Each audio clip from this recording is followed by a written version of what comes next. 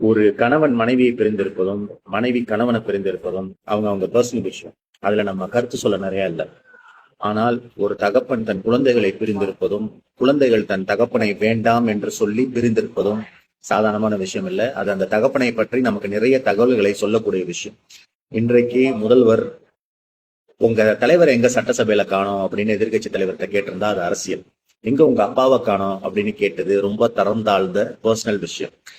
தமிழ்நாட்டு வரலாற்றிலேயே ஒரு முதல்வரின் பதவியேற்புக்கு பெற்ற குழந்தைகள் வராத ஒரே நிகழ்வு சிஎம் விஜயினுடைய பதவியேற்பு.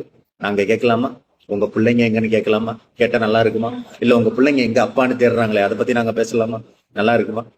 நீங்க 1000 பேசலாம். கலைஞரை போன்ற அப்பா கிடையாது, மு.க. ஸ்டாலினை போன்ற மகன் கிடையாது, மு.க. ஸ்டாலினை போன்ற அப்பா கிடையாது, உதயநிதியை போன்ற மகன் கிடையாது. நல்லா தெரிஞ்சுக்கோங்க, அவர்களை பற்றி அப்பா மகன் எல்லாம் பேசுவதற்கான தகுதி உங்களுக்கு கிடையவே கிடையாது. ஏன்னா நீங்க நல்ல மனுஷனா இல்லையாங்கிறதெல்லாம் விட்டுறேன், நீங்க ஒரு நல்ல அப்பையும் கிடையாது. அதை நாங்க சொல்ல வேண்டியதில்லை. உங்க குழந்தையை நீங்கள் வேண்டாம் என்று புறக்கணித்திருக்கிற அப்பா முதலமைச்சரே ஆனாலும் அந்த அப்பா எங்களுக்கு வேண்டாம்னு தூக்கி உங்களை டஸ்ட்பின்ல போட்டிருக்கிற உங்கள் குழந்தைகளை கேட்டால் சொல்லுவாங்க. வாயை அடக்கி உங்களுடைய தரம் அறிஞ்சு பேசணும்.